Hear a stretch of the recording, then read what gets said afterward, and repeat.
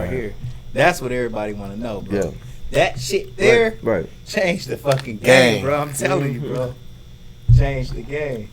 I love it. All right, y'all. We gonna be popping in like 10 seconds. You know me smell like that count in. All right, got you.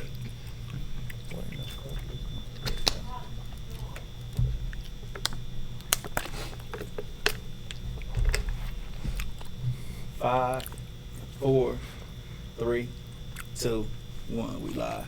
It was good, y'all. It's your boy Peanut, aka Dash Resource. I'm here with my man Smith and a very legendary guest on the Legendary People's Podcast. I'm saying no legend is bigger than this legend today in Ohio. My man, DJ Ron Hunter, man. How you today, man? I'm good, brother. I'm good. Good to see you. Well, good to see you, man. You looking good. Great to be here, bro. Great to be here. So here at at Legendary People's Podcast, we like to give our legends their flowers right now. Like, we don't wait till you get into that casket or something. I'm not saying you're in your way, brother. I'm just saying, like, we love to give our flowers right now. You know what I mean? Because that's something that, you know what I'm saying, we feel will be a great message and a good vibration to put out there. You know what I'm saying? If you have a loved one out there that's doing good, why don't you tell them that? You know what I mean? Like, don't ignore them. You know what I'm saying? Like, let them know. Like, bro, I see what you're doing. You're doing good. So, on to the great legend we have here today, man. What got you started in DJing? If I had to say, I'd say my mom first, because my mom had me around records and music all my life. But that was my love for music to get me, really onto it. But well, when I got to in high school, we had a program, radio television program. What high school did you go to? I went to Roth. Went to Roth, and we had a radio station and a television production station, and WDPS, and it was actually on our grounds at Roth High School at that time, before they moved downtown. But and I got in the program. You had to be a junior to get in the program, and I got in the program as a junior, and so I was doing radio. We did radio programming, we learned television programming and all that. So that's when I first got started actually DJing. Okay. But as far as club DJing, turntables and all that, was when I got in college. Okay, so like, what college did you go to? I went to school in Wisconsin. So you moved from Dayton to Wisconsin. Like, how was that transition for you? Like, was it kind of hard for you? Yeah, it was. It was a little bit of cultural shock, a little bit, because I in Wisconsin, I was like an hour and a half from Minneapolis, right on the border of Wisconsin, and all the athletes there, were mostly black, but the school was predominantly white. Oh, wow. So, and coming from West Dayton, you know what I'm saying? That was my first. We got caught up in the busing era, so I was exposed to, going on the east side for grade school. We started at busing back. So, but that was the most white folks that I had seen in one time. Right. You know what I'm saying? Like, so yeah, it was a little bit of cultural shock, a little bit. But I was paired with my roommates, a couple of cats from New York that were there before me, playing basketball. We were all there playing basketball or football or whatever.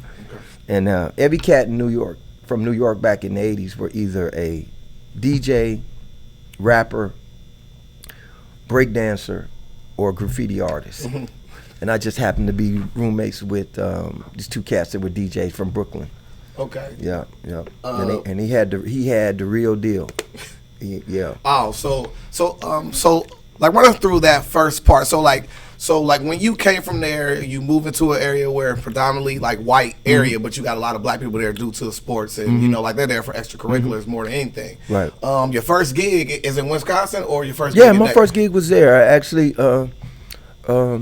the student union, and there was a African American retention program that they had set up, and my roommates actually were part of that. And man, we talked to school, and they had plenty of money. We talked to school into buying us brand new 1200s.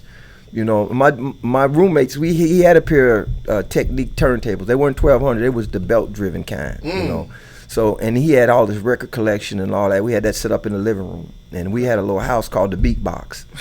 So we would throw parties on weekends, right? And man, I'm telling you, everybody would come. They would come from other schools and everything. So And that's where I got my love of actually turntable DJing. Wow. So, you know, Y'all and had I that would shit practice. rocking, bro. Yeah, I was practicing. I would sit on them turntables every morning, get up, and, you know, and then that was records. So you had to take care of your records, and he took care of his records. So he didn't like, you know, you putting your fingers on them. You know, you have to hold the records through the, you know, certain way. And he was like, man, listen, take care of my records, and you're more than welcome to, you know, practice.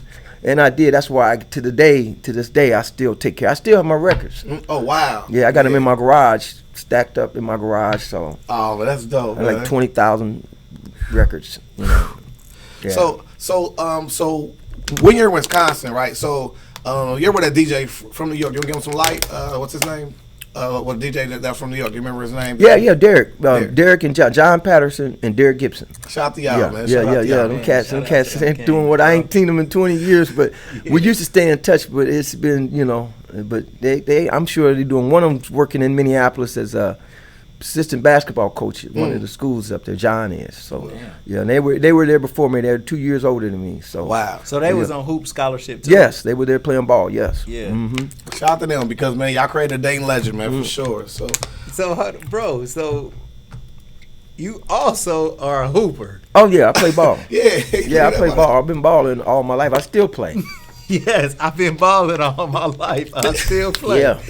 Sir. So You you still know, getting buckets out right now. In Yeah, more I'm- ways listen. than one. I might not go around you anymore, but Yeah. I would definitely knock the shot down. I've knocked the shot down. I can still shoot it. Yes, That's dope. Well, that's something I did not I've know been about balling you. all my life. That's crazy. Yeah, I made all city and all that. You didn't know that? Nah, I ain't know that at all, man. Yeah. Niggas are real This niggas. is dope. I got a state championship. What? Yeah, Rolf. With Rolf Rolf. last year, and we were ranked number 1 in the state my senior year. Who was your teammates, bro? I played with Keith Byers my junior year. Oh. That's like my most prominent person Yeah, that, you Keith know. Byers, But the yeah. best guy on my team, I would say, was Mike Carton. Okay. And then Steve Smith that played at UD, he played with me. He was a year younger than me. That Okay. year we won the state. We actually, and I got a piece of history for y'all. I got the last 2 points in Ross High School history.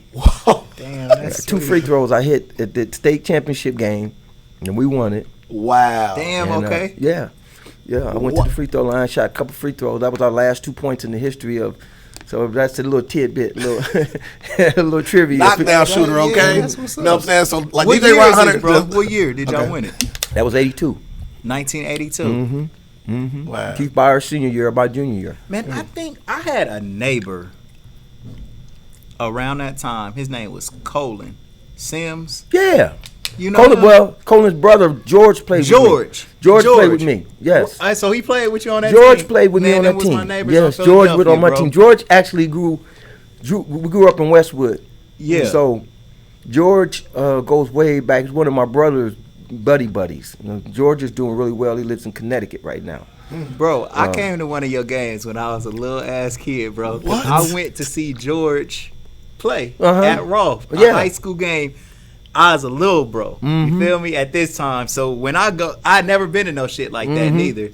Man, that shit looked like it was grown men out there playing, bro. Yeah. That's when you're little. That's the way I remember going to watch Dwight play when I was little. Man, bro. And Dwight Anderson. I would Dwight go up to Anderson. Roth and watch Bro, Dwight that's- Anderson. Legend. Connections be everything, bro. Like, oh my God. Real shit. That's crazy. And that's the same thing I remember. I remember, damn, these guys look so big. Yeah. You know, and then Roth Gym it was packed then. Like all the games were sold out. Yeah. Like if Packed. you were able to get in there, you know. You were lucky. Damn, that's what's up. So, bro, Yeah. you won a state Yeah, championship. won a state championship. And then to be honest, that my senior year, our team was probably the best team in Ohio. Yeah.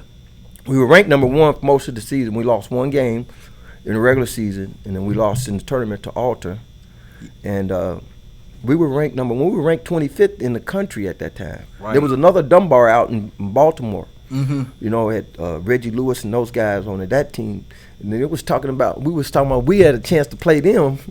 You know, Yeah. and they had 4 or 5 guys go Division I. A few guys played the NBA. You know, Right. But we had combined. Our team was so tough because we had combined Dunbar and Roth. Oh. So that's what happened. Oh, My okay. senior, so Roth had closed. So we Y'all had to go niggas to had a Dunbar. vote. Dunbar, we had played Dunbar the 82 year we won the state. We had to play Dunbar for the district finals. So they had 4 or 5 guys coming. Toby Watts, Al Wood. They had those. Al Wood ended up being player of the year. I was runner up. Wow. But that team, we combined those. So you take those 2 teams and put them together. All that talent. Voltron. Man. Wow. They wouldn't let us. They wouldn't let us keep Steve Smith. So y'all were the first super team then, huh? Yeah. Basically, y'all started the We were the super team. yeah. That's legendary, bro. That's legendary. Our second team would have started most players around it, most schools around here easily. The players that came off the bench. Joey but went to Williams, other teams Joey and Williams. started. Joey Williams, the commissioner. Joey Williams was on the commission. Joey Williams was on that. He was a junior. Todd Higgins, Charles Smalley. Yeah. Yeah. Damn, y'all had some real dogs. Yeah, we over had there, bro. we had some whips, man. Ray Gaffney was a freshman on that team. So Well, that's like no, Ray was a sophomore. I'm sorry, Ray was a sophomore on that team. Ray ended up going to Minnesota. So wow. So you out there on a scholarship for basketball, Yep. and you also DJing. So like you have this inherent love for this, but a skill for that. Right. Is there a part where you kind of like gotta choose between the two because you may have a party this night, but you got practice in the morning kind of thing? Yeah. But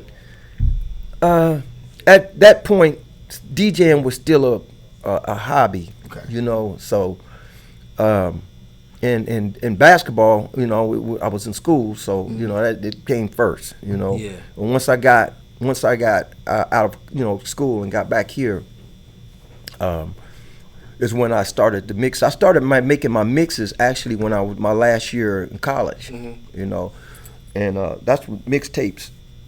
You know, I remember I have some of those that I made. Wow. I think it's water, but man, From I'm telling you. college, bro? Yeah, in college. Yeah. In college, man. And I spent a lot of time in Minneapolis because, like I said, it was about an hour away from me. So I would go over there. I had a lot of friends over there, and then the radio station over there I did some stuff with. But man, like I said, man, it was the mix game wasn't like it is now. Right. You know what I'm saying? Like this cat's just playing music now. It's just, you know, like I made my mixes because I used to get on the highway and do a lot of driving, and so I didn't want to. I wanted my music to be continuous. Right. You know what I'm saying? Right. So that boy, you had to learn your music. Like when I go buy a record, you had to buy records. I buying records, 12-inch, mostly 12-inch singles, you know, stuff, and then I got to listen to it. You know, and then you had the BPMs and how to mix it. You had to get a feel for that. Yeah. But Wow. nowadays, you know, digital stuff, it does all that for you. Like Right. it'll tell you exactly what the BPM is. Right. Give you intro beats and all that. You had to make them up back then. Yeah. So after you get done with that, you come back to Dayton, right? So at this point, did you start the Ohio Coalition, or was this before then? No, I didn't start the Ohio Collection. My man Stack and Smed started the Ohio Collection. I'm just a DJ, bro. I like, you know, but I would come across, you know, some of these local rappers, you know, and this is late '80s now, so Yeah, this is you know. Let me rewind real quick. Okay. Hold on, let's bring it back. Ron Hunter, like, all right, so we coming from you hooping and you DJing. All right. So, but for whatever reason, DJing started to be the main thing. Yes. Right? And so you making mixes. So what I remember from Ron Hunter, like, man, my bro Skeeter Fly. Yeah. Skeeter Fly. Ohio Coalition. Yep. Ohio Coalition is my group. We was honored to have Ron Hunter play our shit. Absolutely. Because Ron Hunter, if he plays your shit, bro, he's dropping nothing but heat. Just straight bangers every day, bro. And it's so crazy. Like, So you talking about we're talking about 90, 97, 98, Yeah, 99. yeah. Man, he got a history, damn it, that spans, what, Yeah, so 12, 15, 20 years So when I before get this shit. back here, it's like '88, right? Okay. Right. So when I get back here in '88, the first club that I really started associating with was Mark Jones. I knew Mark from backstage in the disco era when I was in high school, you Yeah. know. So Mark Jones, the Hustler, The Hustler, yeah. you know, that's who I started under. Like I would come and DJ at his thing, $50. I thought I was rich, man. You know what I mean? But you know, he had Diamonds, he had Roller World Bus Stop, he had Backstage, he had all of these clubs. And he's down in Atlanta. He's got a couple clubs down there. His daughter's got a baby with Future. So they opened up the Hendrix Bar Club or whatever is down there. He's got that down. He's had several clubs down Wow. there. So he's the business. That's the guy I got my business mind and how to run a business as far as nightclubs and DJing in clubs and Right. you know. And Mark wasn't a mixer or really heavy into that, but he'd get in songs, get out to the next song, and he was always controlling the crowd with his music, you know. And I learned that from him. So, you know, shout out to my man Mark Jones. Right, you know. Mark Jones, the hustler, man. Yeah, that's why I like to give back to the DJs here, and if I can give them some insight, I will on, you know, how the business aspect of it, as far as, you know how to, you know, you can go in a club and work for somebody to pay you all night, but you want to move into promoting your own events, doing your own thing. That's the only really way you're going to really bite down on this, you know. So, you know, I get at that when I can. Blending music though, so like before one song can go off without it being any pauses in the music.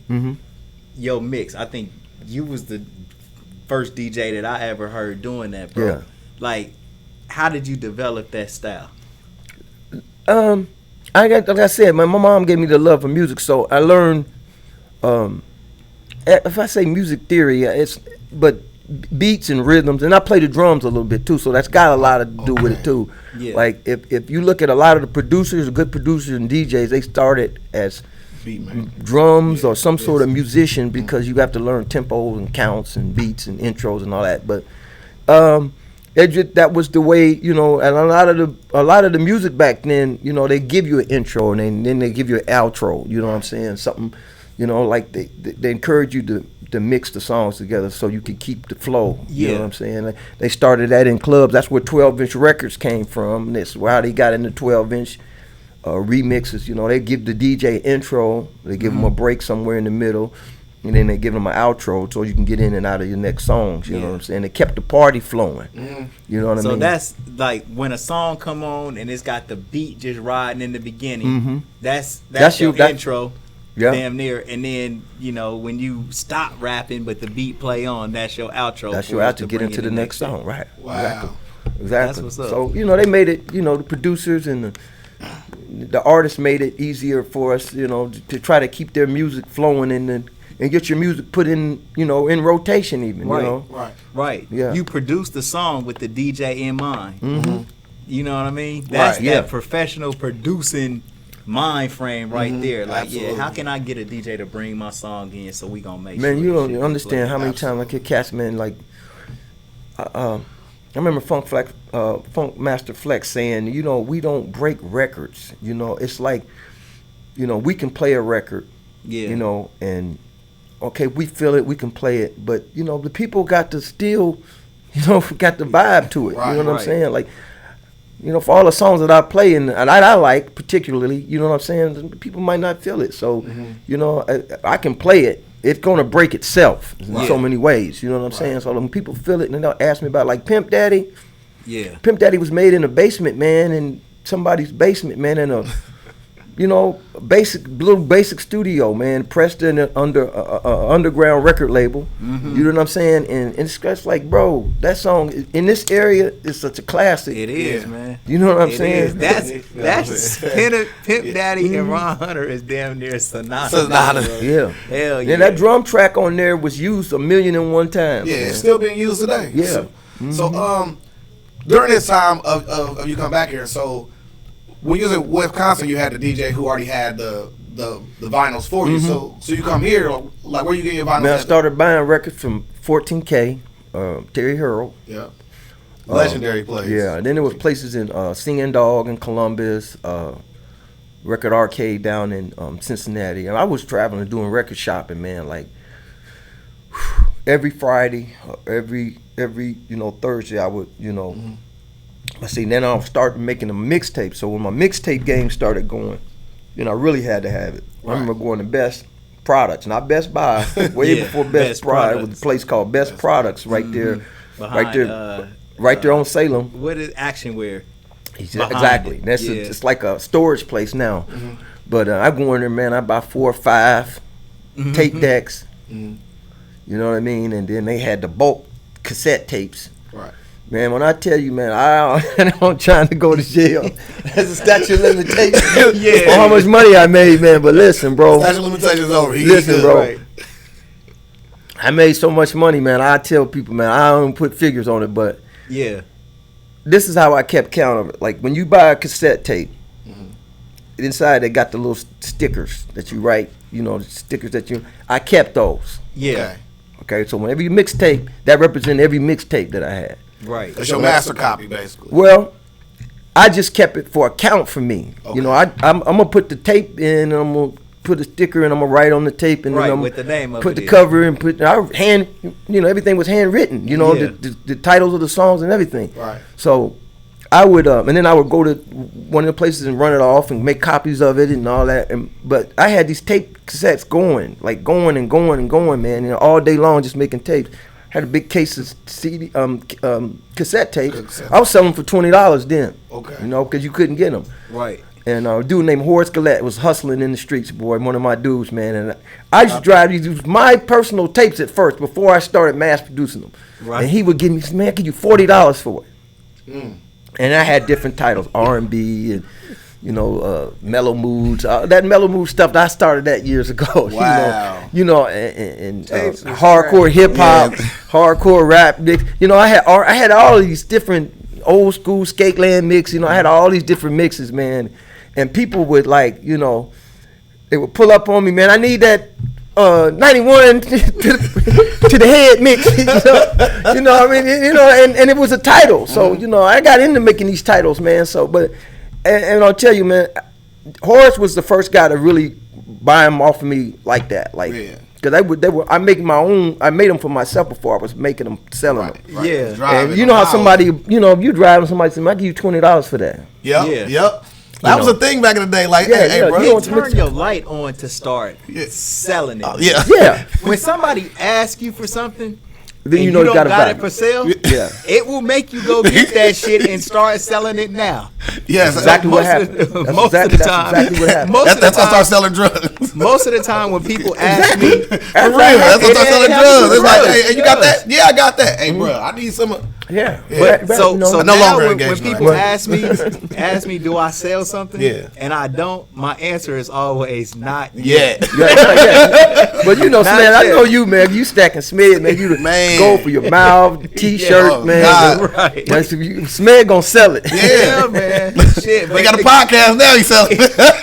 Yeah. But come on, bro. Go back to it. So he used to pull down on you. Yeah. He would pull down on me, man. Horace would pull down on me, man, and he had a pocket full of money, man, and he would buy whatever I had. And this is like 89 now, right? Yeah.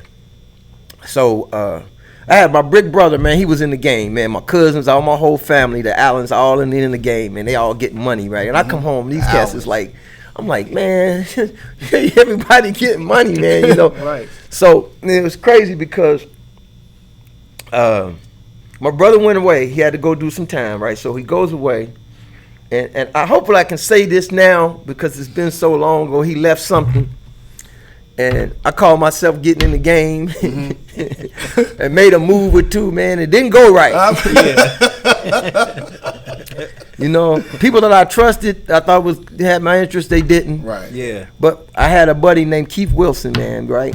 We call him Kitty Bug, man. I tell you, this cat, man, like my brother, bro. You hear me? Because he could have beat me like everybody else did, man. This cat sat down in a house over on 2nd Street. Yeah. Man, this cat, man, I'm telling you, man, to this day, man, he gone now, man. Rest in peace, R.I.P. Kitty Yeah. Bug. But when I tell you, man, boy, listen, he helped me get back. So with the money I got back, man, I pushed it to my people, man, like, listen, I'm done with this. Right. Because I understood these games, man, the streets is, boy, man, they unforgiving, bro. Heartless. And the cats that I trusted was the ones that got me. You feel me? But I got it straight. But I was able to take an ounce, and I bought turntables from Kelly Suber. Wow. Yeah. You feel me? With that, like mixer Kelly, and he gave me some records and everything. And this is like late '88. You know what I'm saying? But I'm still doing my mixing. Yeah. But I hadn't had my own stuff since I left college. Right. You feel me? So when he got mine, I would use Mark Jones' stuff sometimes at the club. He had bought Diamonds. He opened up Diamonds nightclub. But now I have my own stuff. So that's when I started making my own mixtapes. You know what I mean? And With your own turn. with my own turntables and Yeah. my own cassette tape and everything. So that's when it pushed into that spring. in summers when Horace started buying my tapes from me, because I'm going making runs and driving and stuff. And man, when I tell you, that changed it, you know, because this guy would go. He in the streets now. He driving Chevys and, you know, he always got something nice he riding clean. Yeah. He's going around these spots and everybody like, where you get that tape? Right. So now, and then and next thing you know, man, fast forward maybe 8 months to a year. That's when I went and invested in all these tape dual decks. Yeah. Dubbers, we call them dubbers. Dubbers. Man. Oh. Dubbers. Let me dub a tape. Remember that? Bro, Remember that? The high speed dubbers. The high speed dubbers. You know, y'all young boys don't know nothing about that, man. About dubbing the tape, man. And I tell you, man, I have a case of them. I hit Spunkies, and I would DJ at Spunkies on one night a week, and then I would come in there, man, and I think they was paying me $100 back then. Man, I'd make $400-500, man, selling whatever mixtapes, and I sold out.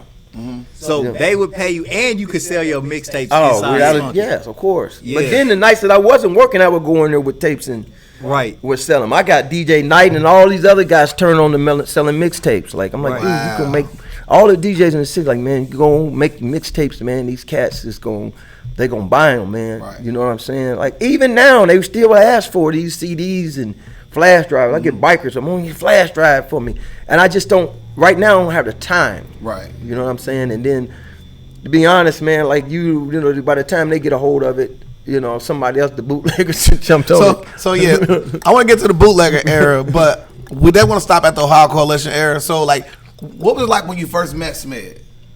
Smed was over in the hood, man. Man, when I met you, you was my first time. Here we go. My first time meeting you, like, so Ron he's to me, bro, like I'm saying, like he a legend, he a big bro to me. Exactly. You know what I'm saying? So I was young. My older brother, man, we was listening to them Shut 'Em Down mixtapes with damn Public Enemy and goddamn it Pimp Daddy and all of that other stuff, right? So, man, the first time we had a group called the Soldiers at first, and Tupac was coming to perform, and they had like a guest panel. You know what I'm saying? And I think Ron was like he was like a judge. Wow. But bro, we was militant, like bro, we was like on some crazy militant Pop shit. Was drunk the whole time, man. Bro. So we came in, bro. Our song, I don't know if we had a song called "Fuck Whitey" or something. This is 20 years ago, so don't judge me right now. But we had some militant shit, like for real. We was on some Malcolm X real shit. But I think one of the other judges, like, man, I checked the temperature of the judges to see who liked our shit. Ron actually liked our shit. I could tell he was vibing with it. But it was some other people that was way more like. See, they was worried about like scared niggas. Shaking up, scared, back then, like, you know, Public Enemy scared a lot of people, bro. Like, absolutely. You know, it was no surrender. Right. Yeah, so, but then, like, you know, we kept doing. That was at Roosevelt, by the way, you know that. That was at Roosevelt. Bro. Wow, legendary. In Roosevelt, in the hood. Yeah, it was. Yeah. It was. Tupac came to Roosevelt. Yeah, Thug Life came. I think it was Tupac. Tupac was at Roosevelt. He might have brought Thug Life with him. Wow. But he was drunk the whole time. When I tell you, blow drunk, bro. Bro, did you meet Pac, bro? Yeah. How was Pac, bro? That's another. Bro, he was so drunk, dude. He was drunk, dude, the whole time. Dude, and I tell you, dude, you could tell he was a real nigga though, but he was like, dude, you know what I'm saying? Then to come find out later on, man, my brother got real cool with Pac's people out in Cali. You feel me? Like that was his plug out there, them cats out there. He fell out with them. Wow. Yeah. He ended up falling out with them when he started messing with Suge. He fell out with them. You know what I'm saying? And like when we go to Vegas, we was going to all the fights. You know, I'm going to the fights. I'm traveling. When I tell you, man, I was living like I was in the game, bro. You know what I'm saying? But I hadn't messed with nothing, touched nothing in years, man. Meanwhile, my brother and them still, my brother ended up catching a conspiracy case, and his whole little crew ended up going to jail. Like a lot of the cats in Dayton back then was. Yeah. Wow. You know, Big Bro was major like too. Jay, like y'all Jay, got like y'all's whole family got different entities of legendary. Yeah. Man, listen, man, I can tell you, man, like when I got back, man, look, man, Jay Shepard, Stevie, Nose, and Lil Frank, my little cousin Lil Frank. Man, that was the little gang that I used to run around with, man. These cats had I didn't know them, but them cats had the whole locked down, bro. Like, the whole me? world. And then you don't know, what I'm saying? Like me, Jay had a brother named Dexter Crawford that was like my best friend, like 7th grade, 8th grade basketball. Yeah. They had the same dad, you know what I'm saying? Little Raymond, right? So it's crazy because, we used to ride our bikes with this guy, man. This guy yeah. You know what I'm saying? Right. And then my brother ended up being heavy in the game for it. I'm like, listen, bro, like, and it's crazy, man, because I'm there. Like, I'm Cool G's, Gators, all of that, bro. This is off of DJ money, man, and mixtape money, bro. Don't I tell you, man, DJing saved your life. It saved my life, bro. It really did. And I ain't, I tell cats now, man, like, I'm the only one on Delphus that ain't got a number, man. Right. Yeah. It's never been in the penitentiary. Both of my brothers, all my family, all of them, been federal penitentiary or state penitentiary on some, all trying to get some money, though. Right. Nothing violent, nothing crazy. But, man, I say it, man, all the time, boy. If it hadn't have been for that, I would have been right there. You know what I mean? Even though I had a college degree, what else was I going to do? You know what I'm saying? I'm not. I tried working for the radio, but that radio stuff, they work dog shit out. You don't want to pay you, man. Yeah. I'm not about to do that. Y'all about to pay me, I'll make in a day. Right. I'm not about to do that. Right. You a business owner. Yeah. So, You know what I mean? when you say wild and crazy, right? What is one of your wildest and crazy stories in your profession? Listen, gotta man. be one that stick out. It I gotta say be this: one. I never drank, I never smoked, I never none of that. So it's like I'm always usually the one cool and under control. You feel me? So, when I see something that ain't going right, I think about it. Man, it's just unassuming, man. Like, I go get my money, I go home, man. I have a good time. I would crack jokes, you know. Yeah. I had some violent stuff happen with me, but I don't even like bringing that up because of the that came with it. You know what I mean? That's like, you have somebody in your family, like if you take care of a lot of people, somebody gonna feel like they have to take care of you. I'm not a violent person. I'm about peace and harmony. You know what I'm saying? Like, I ain't no punk though. I ain't no pussy and none of that. I ain't trying to, you know what I'm saying? And I always want to try to forgive and move on, man. You know what I'm saying? But then I got people in my family, man, it's just on that. They've been on that. Right. Everybody does. You know what I'm saying? And you could handle the situation and you might want to handle it this way.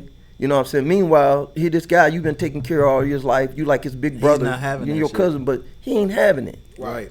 You know what I'm saying? And you can say, man, it's truce. I'm cool with it. Right. And then people put themselves in a position, and then shit happens. You know what I'm saying? Yeah. And then I didn't even want it to go like that. You know what I'm saying? If I could have saved a life, I will. You know what I'm saying? But at the same time, meanwhile, he over here, he been like this. Right. And everybody goes through that. You know what I'm Yeah. saying? But it's crazy because, that's something happened 20 years ago. Right. You know what I'm saying? I still have a little fallout every now and then about it to this day. Wow. You know what I'm saying? Every now and then, but Over that same issue, and I can make a call to certain individuals in that family that I got a mutual respect for, and they got a and they know me. See, it's easy to people to know of you. You know what I'm saying? And then there are people that know you. You know what I'm saying? So they know your demeanor, they know what you on, they know what you're about, and like, I make this call to this OG, and he'll call the little younger ones, and it gets straightened out. You know what I'm saying? And then my brother, my older brother, he one of them crazy ones in my family. Yeah. I'm in the middle. My younger brother crazy, and my older brother crazy. Right. You know what I'm saying? Yeah. They're not violent, so to speak, but they can be. Right. Yeah. But they don't have nearly the let it roll off that I have. You know what I'm saying? My brother one time, some cat said something to me in a club, man. I'm always by myself. Yeah. But I'm never alone. You know what I'm saying? Right. So, some cat said something to me about that, and my brother went over to the place. Just so far happened that they was doing business with him on some other stuff. He go over to there, He tell him, listen, if my brother can't go where, you motherfuckers can't go nowhere neither. So if that's how we're gonna do, we're gonna shut this motherfucker down. We're gonna shut it down. Ain't nobody gonna be able to go nowhere. Right. And I'm like, man, you didn't have to go over and do that, but evidently it made sense because I ain't had no more issues since, and I didn't seen them. Right. You know what I'm saying? And like I said, I'm not that guy. I'm not gonna be beating on my chest. I'm not gonna be disrespectful, none of that. But I'm not about to. I'm gonna go somewhere. I'm gonna go there. I'm gonna mind my business. Right. I tolerate people talking disrespectful to me or saying in my line, because if somebody feel like they can say something disrespectful to you, they're gonna feel like they can do something disrespectful to you. It's just a matter of time. You know what I'm saying? So we're gonna kill that right now. Like, listen, if you ain't gonna say nothing cool to me, don't say nothing at all. I ain't gonna say nothing to you. We ain't gonna have no problems. Right. You know what, bro? Sometimes I think that might be the Most High's protection. Yeah, absolutely it is. And it's like he just has to make it manifest in some type of physical way. You know what I'm saying? Yeah, because like you don't know what you need for yourself. Right. And you so smooth and polished and don't worry about nothing. Like, you pretty much give it to the Most High and let him fight your battles for you. And then he do what he need to do to make sure that it's gonna get done. Right. And you like, dang, we don't know how these things operate and unfold, but for whatever reason, they do what they do. I feel that honestly, when I walk out of my house, man, I leave it to the highest power. Me too, bro. bro. At the end of the day, like, me too. You know what I mean? Situations, circumstances happen. You know what I'm saying? You can't control that. Right. All you can do is control how you gonna react to it and how you gonna handle it once it hits you. Right. You understand what I'm saying? So I leave it to him, and I believe in that, man. Right. I believe in that. One thing that I think that me and you may have in common, but to different degrees, is just like the environment that we work in. Mm-hmm. You in a club environment, everybody drunk. We all know you probably done been DJing at clubs where somebody done got killed before, or definitely fights happen all the time, right? My environment, similar, a little more controlled, but still, we dealing with people. We selling gold teeth, we selling memorial T-shirts. It's high emotion. We definitely dealing with brothers and sisters who a lot of times is dealing on that edge, frustration, just, you know what I'm saying, but none of that will ever deter us from going to work. No, right. And we go to work and we bring people up out of that when we get around them. You know what I'm saying? Like, bro, you change people's that positive vibe, energy bro. is real, bro. Yeah, it's I really real. needed that because I'm kind of going through that on my end with me, because you know what I'm saying, like, I help people with their stock, stuff like that. Yeah. So like the worst thing is like when you helping somebody, but like they're not used to getting help by people, so like they so quick to be like defensive or come at you in a certain type of way, combative. And yesterday I didn't want to throw my hands up like big time wrestling, like somebody hit him with a steel chair. I ain't got nothing to do with it. But right. Y'all just talked me off a ledge that I was on yesterday, man. I really appreciate y'all. Man. Yeah, man. Yeah, I'm gonna do better. Man. Sometimes you got to step back and just, you feel me? Yeah. You know what I'm saying? And look and start what's most important. You know what I'm saying? Like, Ben, I've been there, done that. So does this come from the mixtape era when people was bootlegging your CDs? Right. Is that where you had to learn it from? Right. Is that when you learned that type of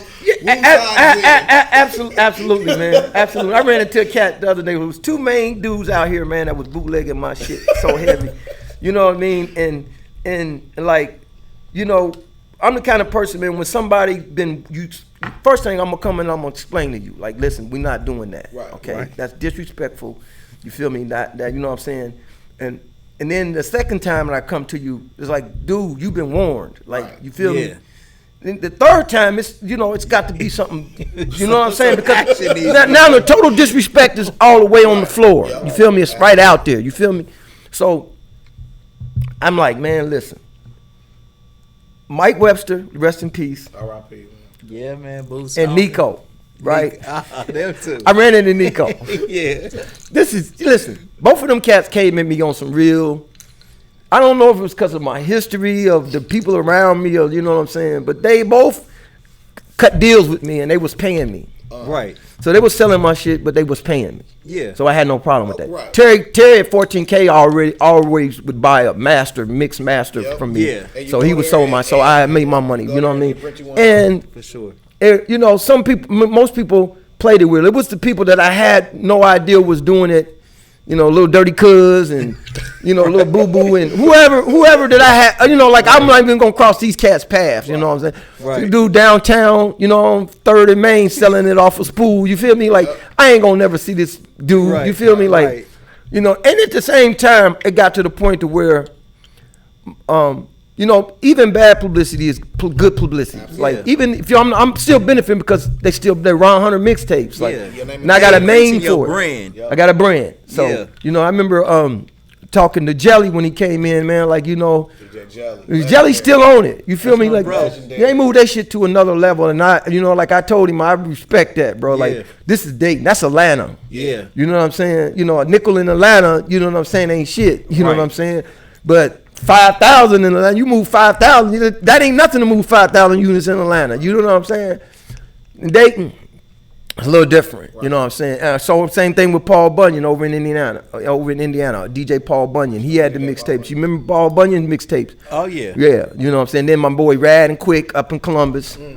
You know, they had their little mixtapes. Like I still talk to Dante Lee. That's, you know, they did that Rad and Quick. Yeah. So, you know, that's like, man, you know, everybody was biting down. It was plenty of money for everybody, bro. It wasn't, you know, it wasn't like that. Like, you feel me? Like, you didn't have to be no jealousy, none of that, man. Right.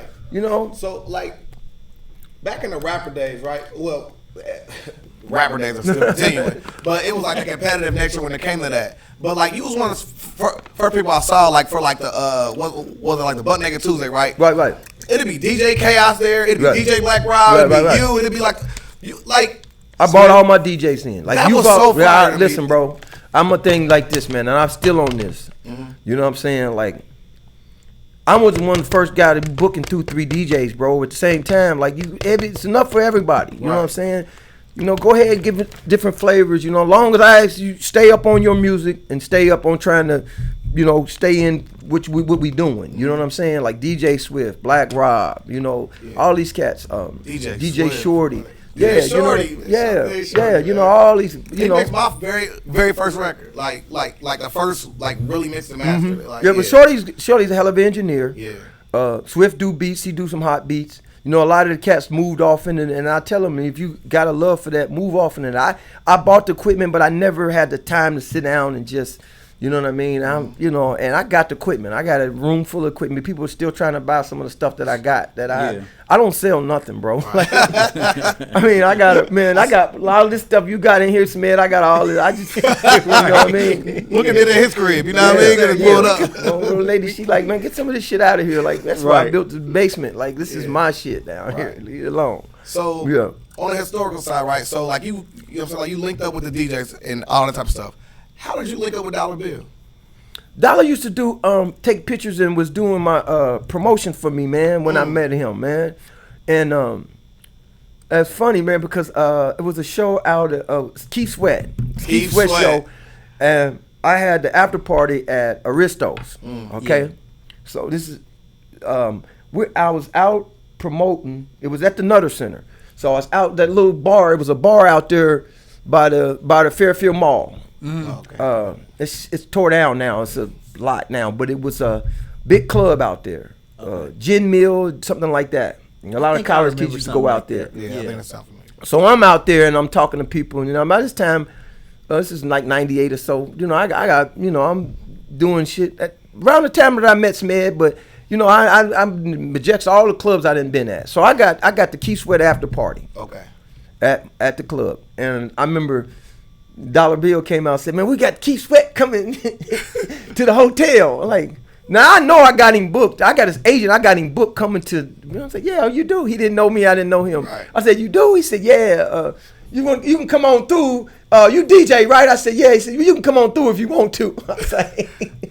I said, "I can come through if I want to." Like, he ain't talking about no money or nothing. Meanwhile, I already know, like, cat. Right.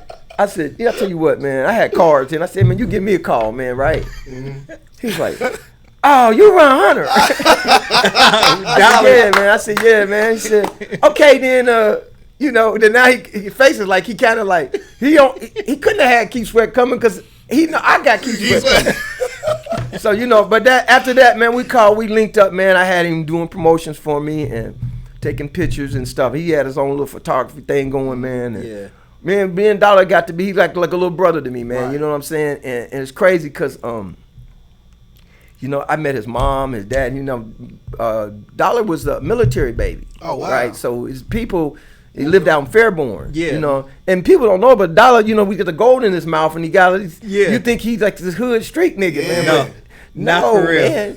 Not Dollar for come real. from good, nice family, raised Good him, man, stock, having, man. you know, he had everything, bro. Like, Right. for real. Man, Dollar is a cool brother. Yeah, Yeah, bro. want around. He's you, a man. legend Not in one his of them own right. Hey, wild, listen, loud man, niggas it's that's crazy just because he annoying, took bro. the ball. You know, you give somebody something, and then he come back and they did all this to it. Like, damn, I just gave you this. Yeah. You know, he took the game and he took it to another level. Yeah. And you know, he built what he built on it. You know what I'm Yeah. saying? What was it like seeing him go from that? I'm happy and proud of like Swift, all the people that I have something to do with, and getting them to start into what they're doing. If they take it and they build upon it and make it better and make it greater, and they can live off of it and eat off of it.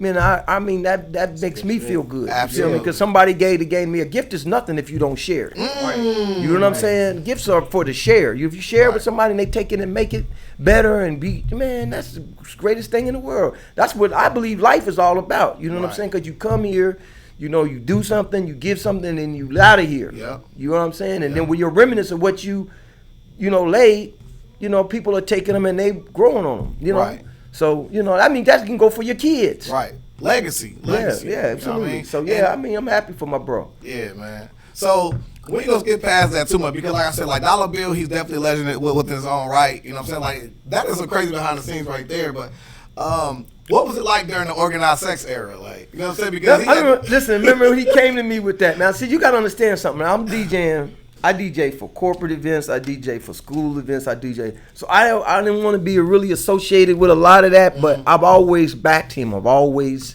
supported him, you know, funded whatever. But, you know, he took it, and his old man was real so cool. He was 100. He's a retired colonel in the military, dude. Wow. Yeah, so, you know, Mr. Linton was like, yeah, you know, he always backed him on everything. And he came up with this idea. You know, this is in the .com era, you know, Yes. the internet, everything's going, and, you know, Dollar always got a good idea. And when I tell you about ideas and plans, there's nobody like him. Dollar Bill. When it comes to ideals and plans, bruh will, you know, he will put it together, and then he'll come up with a nice, great big presentation and everything, man. And then, you know, we need to buy this, and we need to get this, and we need to have this, and we need to have that. You know, and he will spend his own money, Right. you know what I'm saying, on what he believe in. You know what I'm saying? He'll go broke doing it. You know what I'm saying? But at the time, he took it, man. He took it to a whole nother level. Now, he doing more club stuff now. And by now, I thought he'd have his own club. You know, but, you know, having your own night at the club has got its benefits too. You know what I'm saying? If something happened, you can have always, liability. liability to it, you know. Right. But yeah, man, that was crazy, man. Just watching him do his thing, man. He got it on another level, bro. So during this time, are you the family man at this point in time? Yeah, I'm a family man. I've always been a family man, man. Yeah, I got 2 kids, man.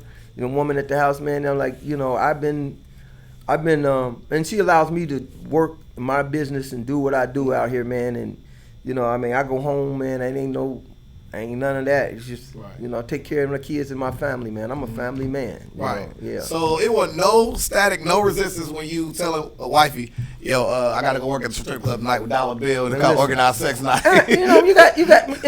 Listen, man. There were situations, but I come home, man. I take care of it, and I always got a pocket full of money when I come in that door. You know what I'm saying? Right. Yeah. None of that. My phone is open. You ain't going my phone. Nothing in my phone and none of that. You know what I'm Right. saying? So, that ain't me. You know. Right. Yeah.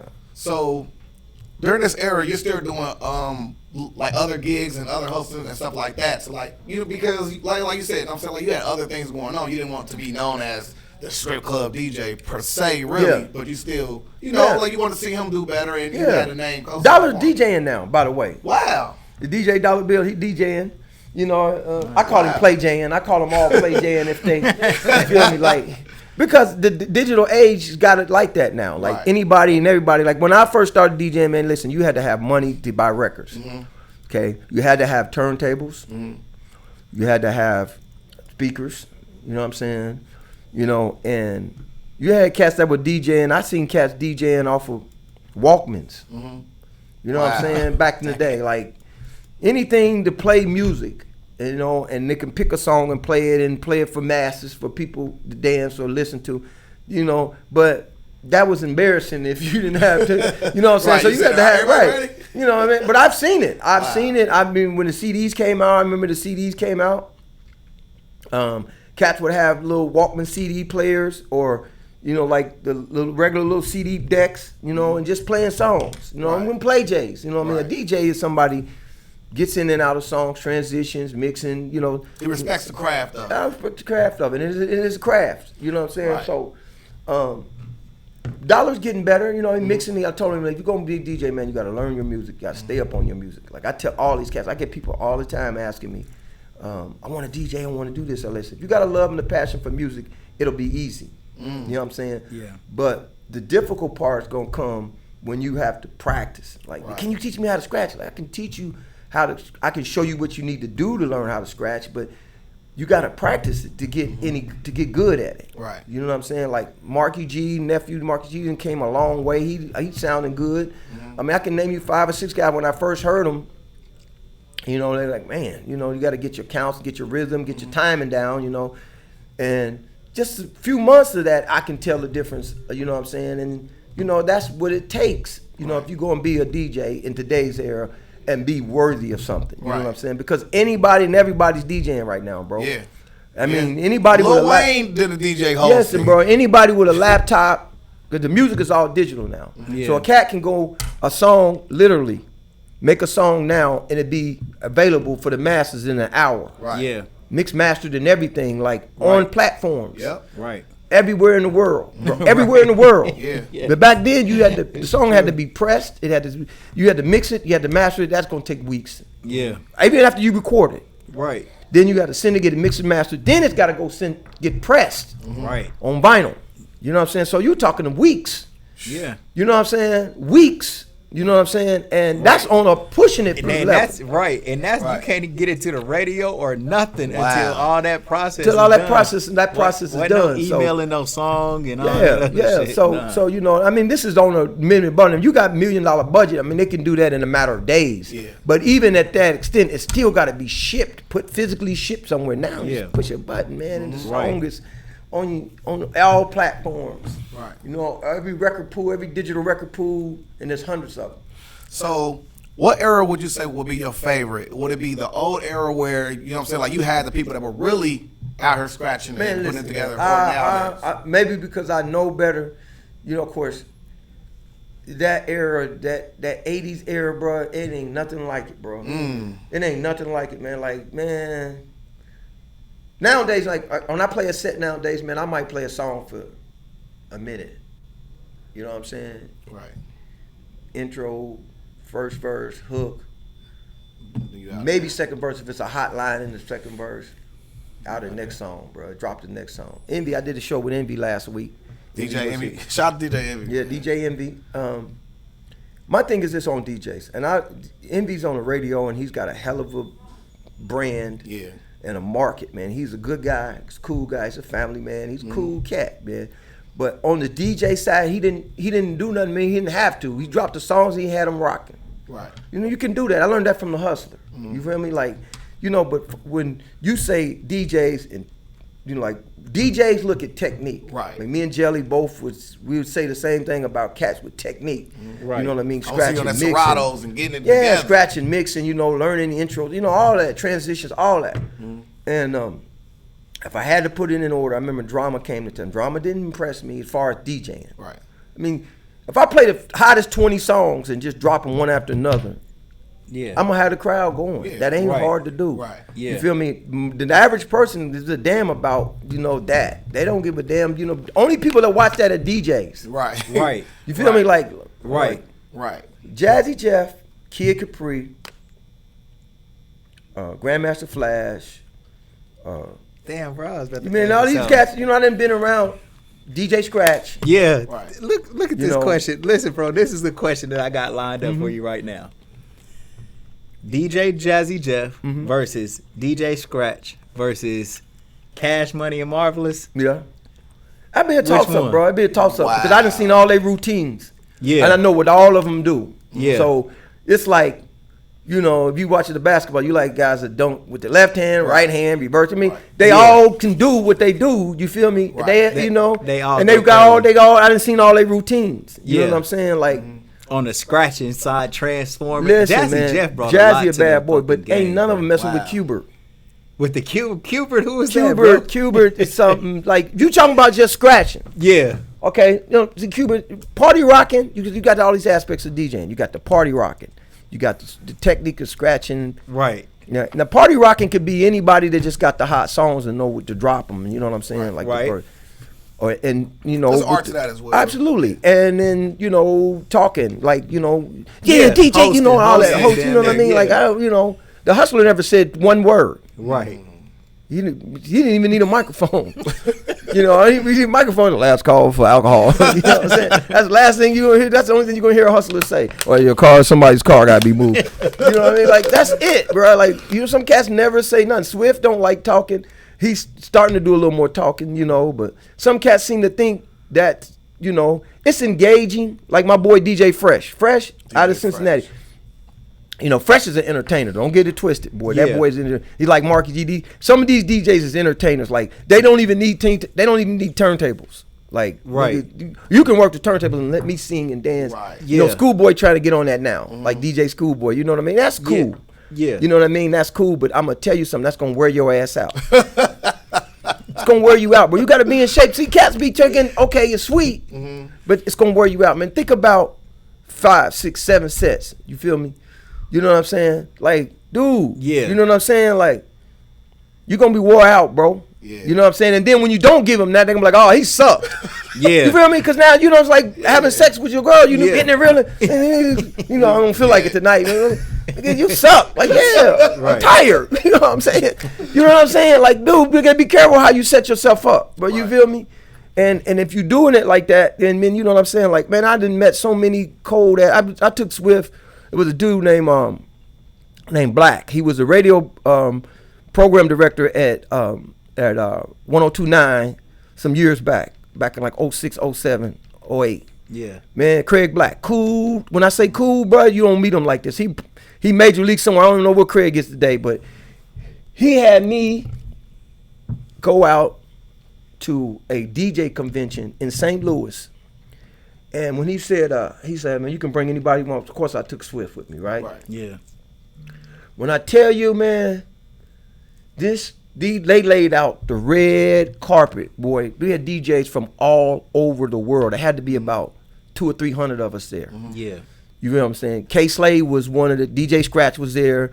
It was a big 5-star hotel downtown St. Louis, and back, you know, Nelly's DJs. Nelly had his own DJ crew there. Man, when I tell you, bro, they laid it out, man. You know what I'm saying? And so I got to touch base with DJs from all over the world. And then they had a little scratch contest, right? Yeah. So Swift, you know, Swift feeling this, so he jumped in the contest. Yeah. You know, Swift got some nice rips. You know what I'm saying? Yeah.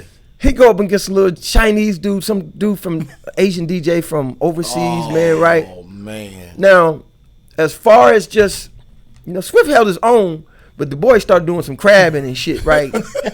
The crab scratches, you gotta practice that. You know what I'm Yeah. saying? Ain't no you do all these scratches, but he was one-handed. You know what I'm saying? Now Swift could have probably done some juggling and fucked him up, but you Yeah. know, Swift kind of one-handed too. Now you feel Right. me? So he got that left hand up there, you know.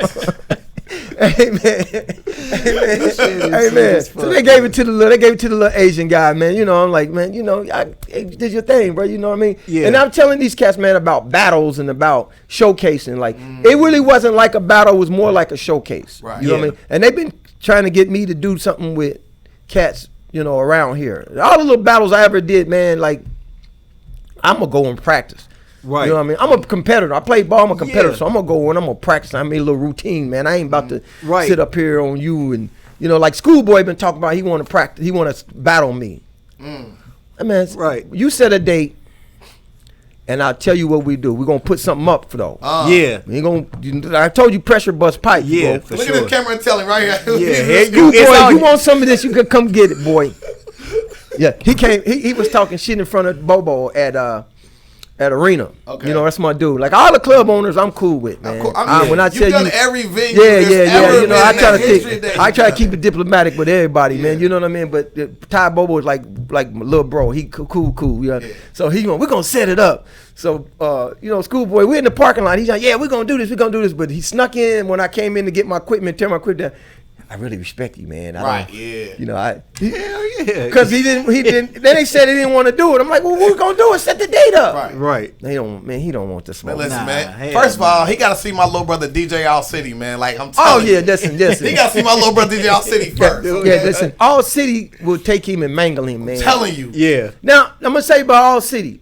Because I watched All City come up too. Yeah, young boy, like he younger than me, and he already got 18 years in. Yeah, he 18 years in, and he's younger than me. Yeah, he started when he was real young. I remember he was doing little team parties. Yeah, he was a freshman in high school, and he did my first mixtape. Yeah, and that was his coming out party. We gonna call it that ball or whatever. But yeah, like All City. All City. That's him. That's All City. All City's another one. I forgot about All City's another one. You know, he come through, get equipment, whatever. You know, he called me Big Unk. You know, that's my dude. And I told all these cats, man, like I'm behind all of them. I want to see all of them take it, you know, and eat off of like I have for the years I've, you know, I've you know, benefited from this game because the game is there. You know what I'm saying? Like Marky G. Marcus Graham, you know Marky G, man. Listen, he's made strides. He's doing stuff all over the place, man. You know, I got so many these little cats, man. I got a little lady, Schoolboy, brought up to me. She's invested in her equipment. I tell the cats that the first thing you do when you come to me and you say I want a DJ. Listen, go out, get you a nice controller, something you can put your hands on. You know what I'm saying? And control the music. You know, don't get something that you can't control the music. That nigga, you ain't doing nothing but playing your phone. Right. Yeah. You know what I'm saying? I want you to be able to put your hands on something and manipulate it. You know what I'm saying? That way you can get it. You know, that's the DJing that I'm going to tell you. You know, other than that, man, you know, you can just play records. You know, you don't.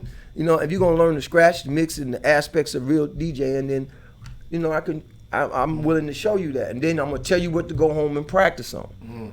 You know, and then YouTube is your, you know, you want to learn how to scratch. They got one baby scratch, 1, 2, 3, 1, 2, you know. Start right there. Tutorials, you know what I'm saying? What do we call it, bro? YouTube University. It's free. Bro. There's a whole bunch of cats on YouTube showing basic stuff.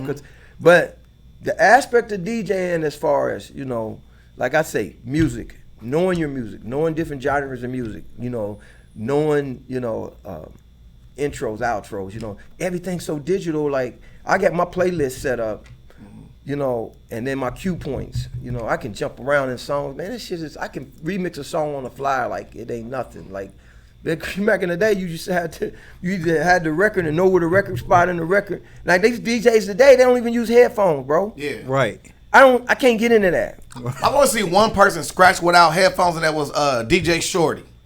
And I was like, that is nuts. Well, it's not if you know where the record is, you know, but I'm talking about, okay, in and out of sets. Okay, I'm gonna say something. This is why I tell them about headphones. Okay, a guy can, you know, ask you for a song, you ain't familiar with it. Okay. Now, you can play the song, you know, if you got the party rocking, you know, you want to hear it. You want to see what I can come in at, what I can do. You know what I'm saying? Get the tempo of all of that. Right. Well, the digital thing don't tell you what the tempo, but you just got breaks in it, and some people can look at the color forms and tell you what it is.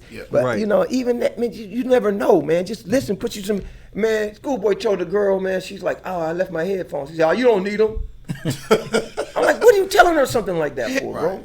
Like, you know what I mean? Dude, let her get her headphones, bro. So she can hear her music, bro. Like, you know, move in and out of. Because from now on, once he tells her she don't need him, she never needs him again. Right. Man, I got it on Chaos one time. Chaos did that, man. Like, man, I can mix without headphones. That's because you know your music, Chaos. Right. You know what I'm saying? Now get some shit that you don't know, or you go off into some area you don't. You know what I'm saying? You gonna need your headphone, bro. Like, you know what I'm saying? Like all my old school cats, man, stop that shit. Yeah, it give you a chance to preview what's coming man, next. you know, invest in some nice headphones. Quit playing, man. You know what I'm saying? You really want to take this art form for what it is. A DJ without his headphones? Come on, man. You know what I'm saying? It's like sending the wrong message. It's like getting in the car with your kids and not putting your seatbelt on. Yeah. Like they gonna be like, well, I don't feel like I put my seatbelt on either. Ever. Man, listen, cool for you, but your kids need seatbelts, man. Right. Yeah. Nigga, if you want to go through the head, through the windshield, that's on you. But keep them babies in the car, bro. There you go, man. Bro, who is I got like 3 questions for you. Here we go. Line All them right. up. So one, who is the best artist of all time? Well, I got this. What's the best song that you can play No matter what. no matter if it's a black party, a white party, young, old, and it's gonna like turn everybody up? Oh, I know that. Oh man. If you had to play one song that's a for sure bang, I got an no Ace of matter Spades what. right now. I know. Cha Cha Slide. or the electric slide. Yeah, see? Electric slide. Bruh, Electric everybody slide. go. I mean, But I mean something more street. Yeah. yeah. No line dance. No line dance. The butt is like a classic. Oh, The butt. I like. But Yeah. But I could give you like 10 songs, like, and some of them depending on the crowd or where I'm at. You know, like this is how you do it. Yeah. You know, I can see that. You know, I'll tell you right now, like this is a classic already. Blow the whistle. Blow the whistle. Yeah, man. I Yeah. don't. The old lady. I see the old lady. Yeah. You know what I'm saying?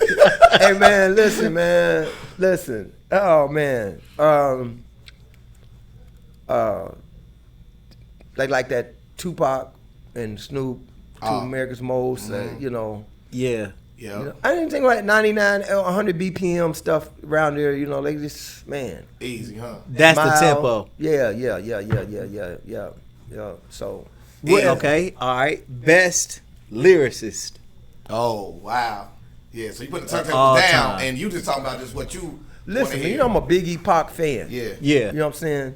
And Ooh. they're like the alpha and omega, and they're like the yin and the yang. You feel me? Like Yeah. you really couldn't respect one without respecting the other. You feel me? And both of them Geminis. Yeah. You know what I'm saying? Both of them cats, you know, revolutionized the game. You know what I'm saying? For sure. That East Coast, West Coast shit, you know? Yeah. But when I say those are my 2 favorite, I used to be big on of course, you know, my man Jay-Z was like a favorite of mine, but Lil Wayne, I don't know what had happened to him, man. I used to be a big Lil Wayne fan. Yeah. You know what I'm saying? I don't know if it's the drugs, It definitely drugs. that purple stuff, or whatever it is. Yeah. purple But stuff, too. Wayne was. Yeah. Lil Wayne at one time Lyricist. was taking it to a whole nother. Drake came on the scene and started taking it, like their work ethic was just so crazy. Yeah. You feel me? Like, niggas, these niggas live in the studio. Right. Like, this That's nigga how got a Pac studio seemed to in the be shower. too, though. I think what That's how Pac, man, like Yeah. Pac has so much Yeah, Pac stayed material, in bro. the Just studio, dropping bro. so much heat. Just Master listen. P was another like, as far as keeping artists and putting out. Man, he was putting out so much shit. You like, damn, bro. Yeah. They don't stop. Yeah. Yeah. They don't stop as far as just production, but you were saying like as far as just And that's what I tell these young cats around here. You Wayne young putting artists, out a man. lot of stuff. Material. Subject matter. Right. You know what I'm saying? Like, that's where you show you got your talent. You feel me? Like, Absolutely. like my little nephew, man, you know what I'm saying? Lil Keith, right? DeWitt. You know, he got the song Bustin' a Brick, right? Yeah. Hot song right there. What's next? Right. You feel me? And he Right. got a couple little songs. You know, you got to stay in that studio. Once you get that hook and you Yeah. grab a people, you got to be able to. It ain't what you did; it's what's next. Right. Yeah. You feel me? And they been Yeah. rolling with ESTG lately. The boy Yeah. got some talent. Lil Baby got some talent. Yeah. You know, you can tell, man, when you got all this and you listening, damn, like that, damn, like, you know, Moneybag, yo, you can hear it. Yeah. Right. You feel me? Different subject matters, you know, Dropping wordplay shit. on this, wordplay on that, man. You like, okay, I can see this, I can hear this. And some of these cats, man, like, you know, you gonna do this music shit, man. That's what you got to be invested in.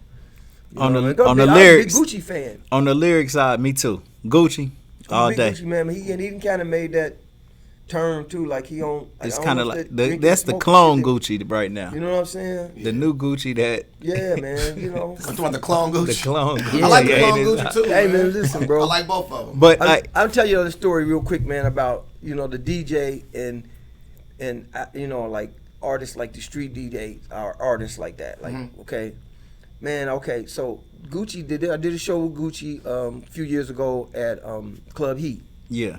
Okay, so Gucci came did his show. His DJ Ace, right? Mm-hmm. So, and this is one thing about DJs in the industry, man. They get cool with, you know what I'm saying, you as a DJ. When they realize you got some stripes DJing, yeah, they cool. They respect that because they know what it takes to get there. You know what I'm saying? So right. it's like a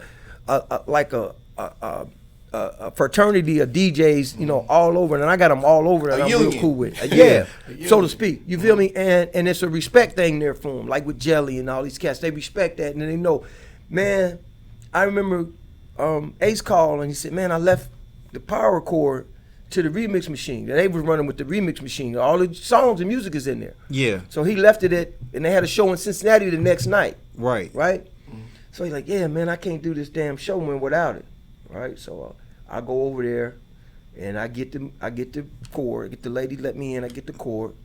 Now that's about maybe 1 or 2 o'clock in the afternoon. And he said, I'm downtown at a hotel right across from where Wendell's Bootery is. Yeah. Okay. Wendell. So yeah. So I go down there, right? So when I pull up, Gucci's in the lobby. He's just chilling. You feel me? Yeah. You know, man, I ain't never. I'll tell you all the people I done met in my years. I didn't met them damn all, man. I've never been. Hey, you know, I've never been. I don't even get pictures. I don't even ask for pictures or none of that shit. Right. I don't do none of that. Right. I never have. I don't know. I never been on that. If I respect your music, I like you. I will. Hey man, you know, good. You know, tell you that, and that's the end of it. Right. Give them their flowers. All I said was, "What's up, Gucci?" And this nigga looked at me like I owed him some money or something, bro. I swear to God, he looked at me like, you know, I'm like, you know what I'm saying? So I'm down there. I didn't call Ace. I'm downstairs, man. I got this cable. Yeah. Well, the manager come, the twin. He got a manager. Used to manage Jeezy. Gucci's manager's dude. They call him Twin. So he comes down first. I had met Twin before. He's like, yeah, because I was trying to get to do the after party. I had met up with him, trying to pay him to do the after party down at Club Ace. I mean, the A-list. Yeah. That night, man. Them niggas wanted 5,000. On short notice, I wanted to do it. But yeah. Meech didn't want to do it, so he went up anyway. So I know Ace. I mean, I know Twin. So I didn't talk to him about this. So okay, so yeah, hey, what's going on, man? I said, man, I got the cord for Ace, man. And then Ace comes down. Hey, man, appreciate it, bro. You know, this show wouldn't have went on without it. Yeah. And then Ace go, oh, yo, like Gucci. This is DJ Ron Hunter, man, from Date, man. OG, he been in the game. That nigga's whole attitude changed. He's like, oh, yeah, man, what's happening, bro? You know, yeah. You know, respect, bro. Man, damn, 20 minutes ago. Nigga, right. You know what I mean? Like, I'm like, and so, I mean, I get in the car, man, I'm going back home, man, you know what I'm saying? And then Ace called me again on the road, man, and appreciate it, man. We on our way to the venue to set up. And I said, yeah, but hold on, man, you know, Gucci was acting running. He said, man, listen, man. He didn't know who you was. He said, but that nigga know that the only reason why he get the money he get now is because of DJs like you and me and the club DJs and mixtape DJs. Because motherfuckers he ain't getting no radio play. That ain't, he ain't, you know what I'm saying? So he understand where his bread and butter come from, bro. Like, them niggas know that. You know what I mean? And I was like, okay, then that makes sense. You know what I'm saying? I was just a regular nigga. It was just when he found out I'm a DJ, it was, okay, this one of the motherfuckers why I can get 20,000 a show. Right. Wow. You feel me? That's like, right. And I tell cats that, like, man, we got a job to do, bro. Hey, you know? in a way, it's similar. It's in the same neighborhood of those DJs that was bootlegging your shit. Yeah. Because what you do for Gucci is what they was ultimately doing for you, which is giving you that brand recognition, bro. You know what I'm saying? And especially a DJ of your stature, too. Absolutely. Like I told you, bro. He a DJ that's playing Public Enemy. He playing Gucci. He playing Jeezy. He playing whoever it is major. Right. But now I done made my way on a Ron Hunter mix. You feel me? So that's why I'm saying, like, major DJs like you, what Ace was talking about, is what Gucci understand. Like, brothers like this is what gives me the money. This is how I can get 20,000 to do a show, because he making my brand what it is, for sure. Yeah, for sure. Yeah. So right now, I want to definitely give you flowers. I want to commend you, man, on changing with the times, man. I mean, like, who has a catalog where they can say that they mixed the record from Public Enemy to doing STG now? You know what I mean? Before that too.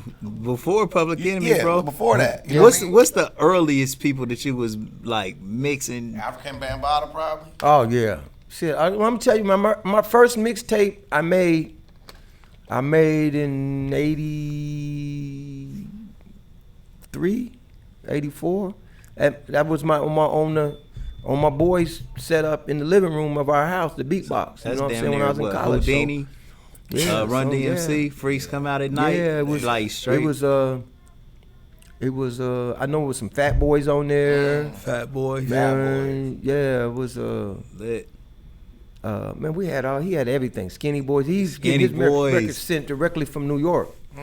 You know what I'm saying? Skinny Boys, bro. Yeah, Skinny Boys, yeah, man. Jockbox. Jockbox, yeah. Jockbox. Hey, but listen, bro, a lot of bros, Peanut, I don't know if you ever even heard of these niggas or not. I heard of some, but not the Jockbox. Man, Jockbox, Skinny Boys, man, like these niggas was lit. Yeah. The best shit ever, bro. Like, you know what I'm saying? Like, There was a whole lot of underground cats back then, man. It was, man, boy. Yeah. That was before, like, that's when predominantly all the music was coming out of New York City, you know what I'm saying? You know, you fast forward, then, you know, you got, oh man, you had cats coming out of St. Louis, you had cats coming out of What was Atlanta. it like seeing it change the tide from when, you know, it was New York dominant to now, you know, like the South kind of run it, you know, like, you know. I mean, listen, that's what I tell everybody get their run. You know what I'm saying? We say that all the time, everybody get their run, you know? Yeah. I thought when Bones Thug came out of Cleveland, I thought that was going to put a lot of Ohio people on the map. You know what I'm saying? But, you know, Eazy-E kind of backed them, you know what I'm saying? But, you know, like right now, Detroit is a mecca, right? Yeah, Right, Detroit right now. cats right now are getting it. yeah. You feel me? They getting it, man. Sada Baby, Dame Dot, all them cats, bro. Like, Calico and all yeah, that. man. It's a ton of them cats, and they always got crazy names, man, letters and shit. And, you know, who is this nigga? So speaking of which, who are some of the acts notable here? Because that's what we kind of want to push here is like to get a flag to the artists here. So who are some artists from here that you thought had like a lot of potential? Like you said, Man, listen. the Hogs, Coogee Baby, definitely. Ready Baby. Yes. You know, like Nephew, like I just need him to give me more. He got it. You know what I'm saying? Then the little cat named Cam Nudie, Six Figure Twit. I mean, these cats, man, they got it, man. They just gotta get serious with the music. You know what I'm saying? Like all these cats got talent, and I see it. You know what I'm saying? And when I put it together, like man, Trey Killer, man, there's so many of these little cats around here, man. When I listen to them, Dirty Dan, you know what I'm saying? When I listen to them, like man, you know what I'm saying? They gotta just stay at it. You know what I'm saying? Like a lot of these cats are still in the streets, man. You feel me? And one thing I know for certain, bro. You know what I'm saying? This is because my brother, my family, everybody that went through. You're not going to be rapping about selling dope and still selling dope. Yeah. They're coming to see you. Man. You understand what I'm saying? They're listening. You know what I'm saying? They're on all these platforms, man. You know what I'm saying? And if you cool with going to jail, then, you know, continue doing it. But listen, like Jeezy. When Jeezy was down there, I remember moving to Atlanta back in the early 2000s when I was going through that bullshit. You feel me? And I'm in the club with Big Meech and all, and I'm seeing all of my little cousin D-Boy, you know, Dante Edwards, you feel me? Like, these cats is in the club with Big Meech, you know, they was jumping out of vans and shit. They was regular cats then just moving down there, you know, trying to get set up. You feel me? Like, that BMF. Yeah. You know what I'm saying? And I'm telling them, man, like, bro, I remember that era, bro. Like, Blue Da Vinci and all that. yeah, Blue Da Vinci, all them cats, bro. That era, man, I'm sitting there like, man, I remember that, and now today, fast forward, you know, that was the beginning of that. Like, Meech funded Jeezy, bro. Like, that was his, you know what I'm saying? But Jeezy was rapping about selling, but he wasn't selling dope no more, bro. Yeah. Because if he was, When them indictments came, he'd have been right his there. name wasn't on none of Trust me, bro. Like, and I know it because I'm my brother. Then when them indictments came on my brother, I didn't have one because I never did nothing. You feel me? I never did nothing. And I mean, a motherfucker don't understand about a conspiracy. Conspiracies work like this. If I call somebody, I could call myself a middleman. You understand what I'm saying? And I call on somebody, and then that situation blows up. You know what I'm saying? I'm in that indictment. Yep. Yeah. You know what I'm saying? My brother's little dude, little Dave Lane, he got for getting a hotel room when they went out to make the play in Cali. He ordered the hotel room. You feel me? Hotel room was his name. That was his conspiracy. Wow. You know, it could be so small, so minimal, man. But listen, bro, he did 2 years for that. You feel me? Like, and I tell these cats that's how they play the conspiracy game on you, bro. Like, your knowledge of. Yep. Yeah. Okay, that's all it is to be knowledge of, and if you took part in any illegal of that engagement, you on the conspiracy paper. Right. You know what I'm saying? So that's how the conspiracy come. Even 5, 6 of them. You know what I'm saying? Best part a cat can do is get in trouble by itself, but you can't get in trouble by yourself because dope is the only thing you can sell it to somebody. You got to buy it from somebody. That's your avenue to get told on. Then you got to sell it to somebody. That's your avenue to get told on. Yeah. So they keep talking about all this snitching shit, man. I said, listen, man, if y'all talking about all that snitching shit, man, this is what y'all need to worry about. Worry about your left hand and your right hand.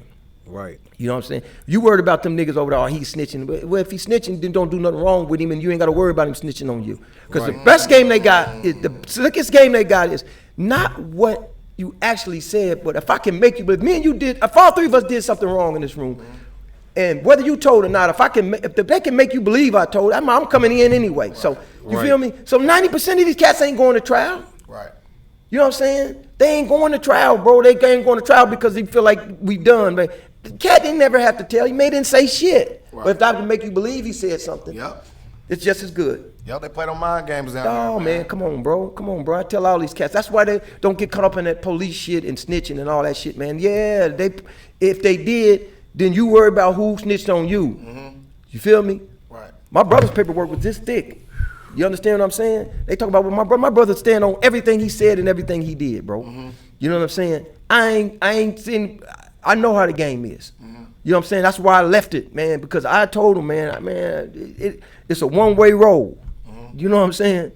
And that road, at the end of it, you don't want to be on it, bro. Right. Man. Because at the end of your road, which is still continuing, is you Yeah. get these flowers today. I appreciate you, nigga. I appreciate you, Nutty Nut. Look, I like how you brought that together. Love you. Nutty I'm Nut. like, bro, Like how you brought that together. I'm like for instance, you know what I'm saying? Like I came in during the organized sex era, you know what I'm saying? Like when you Yeah. was with Dollar Bill. So to me, just watching you from that point to where I see you at today, you was a legend. Not knowing all this backstory, Right. man. Like this is like triple. Come on, man. Like, hey, we need to hang his jersey in the rafters somewhere Man, back there. You know what I man, mean? I Like appreciate it, he gonna man. be the first one to get his rafters hang up here. But for real, you know what I'm saying? Like you've done so much throughout the years, especially when it comes to music. But like you've changed with the times, such as you've done the clubs, you've done the celebrity things, you've done the after parties, you've even done silent parties. Yeah. You know what I'm saying? Like silent parties where you go to a club, there's no music unless you put headphones on. that's And crazy. he's in there rocking it in there in a quiet room, man. Yeah, that's crazy. Yeah, I You know did what I that. mean? I was slick, man. You know what I mean? And then now I saw you in a 935 937. Oh, yeah. Yeah. And it's You talking about the 935 radio group. Yeah. And you was in there rocking the crowd online, right? So like you said now, you know what I'm saying, like to play DJs, whatever, but to see you still be able to like, you know what, I see y'all doing that. It's like an all-star game and you like, let me go there and do a little spin, a little dunk under the leg on y'all real quick. Yeah. You know what I mean? So man, I definitely want to commend you and tell you, man, like you a legend, man. Appreciate that, Nut. Definitely a legend, Appreciate bro. that, bro. Appreciate real that. shit. Real shit. Sman, anything from you, man? Man, well, We can talk to him all day. I Yeah, don't man, care. just more flowers from my bro. Like I said, man, shit. I grew up listening to Ron Hunter. You know what I'm saying? And I'm just honored that bro come through, man. You know what I'm saying? Like real shit. And what I was telling him before, man, a lot of times, like even our comments right now, man, everybody just love you, bro. They just I appreciate you know the what I'm love, saying? man. I They appreciate on it. I here really just checking in, like, damn, bro. And this somebody said that they used to go to somebody's weed house and get a sack. They had a piece of candy in it, and they would also Get a Ron Hunter mixtape. get a Ron Hunter mixtape in that motherfucker. Hey man, hey listen, man. I got a bunch of my cats. Big Will, rest in peace. Yeah. Lil V, rest in peace, man. Like so many of my cats, man. That like steady customers, man. William Oliver, man. I can go on and on, man. Like these cats, man. And it was crazy because like somebody would come and buy like all the tapes I had. Like somebody hustling, major hustling. Right. Buy all my tapes, right? They would go wherever they go, they would get stolen. So they had to come back and buy the whole thing. Oh, man. wow. You know, New York, my dude, New York, Randall Lukes and all that whole crew of cats. They were guy, and that's how it was. Cause back then, it was like 7, 8 crew of cats getting money, man. And, right. You know, when he came and got them, then they had to have all of them. So I had to go back and man, I'm up all night dubbing tapes, man. Right. Yeah, man. You know, but when I looked up, man, I'm talking about a trash bag full of money, man. Like, and the people that's coming to buy your like mixes and shit, like they legendary in their own way too, right? So when you got these real niggas coming through buying your shit and they loving it, it gives you the confidence you need to keep going and go harder, man. Absolutely, and, man. And I built some real strong relationships off with some of these guys, man. Like, speaking of which, I want to say one more. I remember I went out to the what was it called, the 801 back then, right? And it's my favorite story I like to bring up with Smed. Yeah, but there was a legendary DJ there that night as well, which is DJ Bionic. You know, so rest in peace. Yes, rest in peace, my bro. Man, real shit. Eddie, you know, Spooner, my bro, man. Yeah, man. Yes, and it was crazy because like Eddie Spooner, man. That's his name, boy. That's he was his cool, name, bro. That's guy, we went to Fairview together, man. Yes, man. Rest in peace. I did that.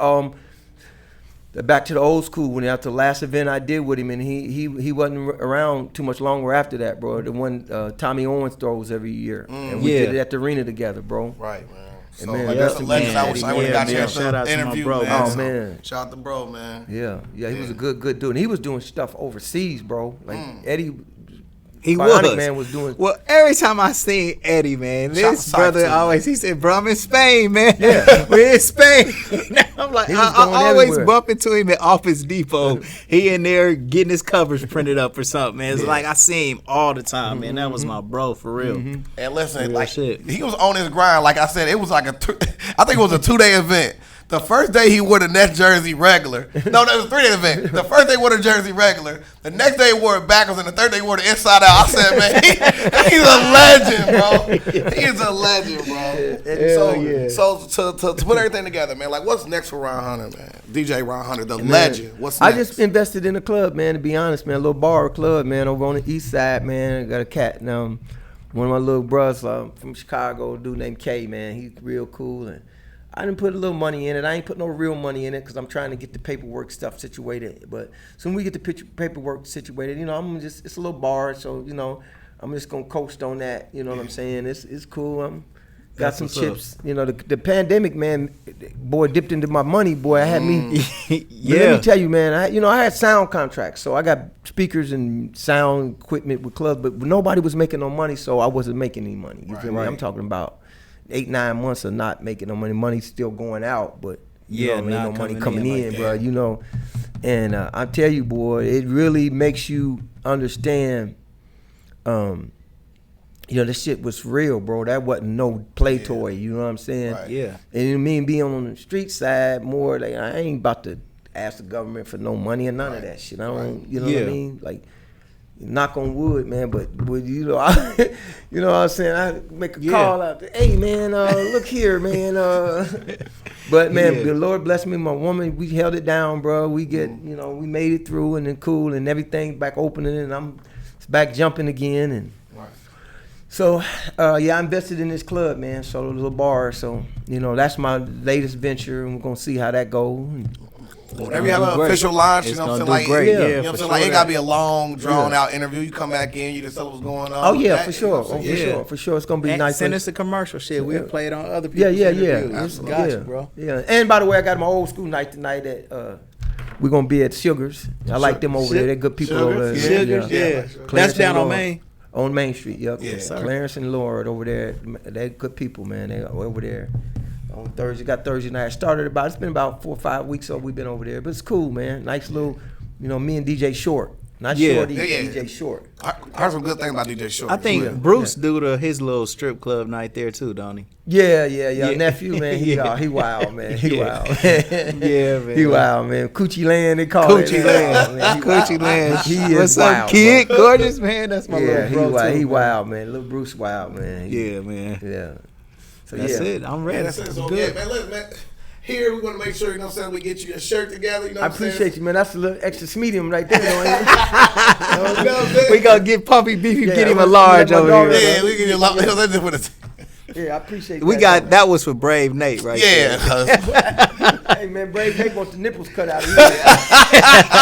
Oh shit, Brave Nate, bro. Right. Come on, bro. Your spot's still Yeah, here, your bro. spot's Come still when here, you can, bro. King. We got you. Yeah, man. So thank you for coming out, Yeah, man. my Like, pleasure, for real, man. My pleasure. I'm glad you guys have had me in here, man. I appreciate it. All right, anything for you, Smith? Nope, that's it. We did it. All right, did Peace. it, man. All right.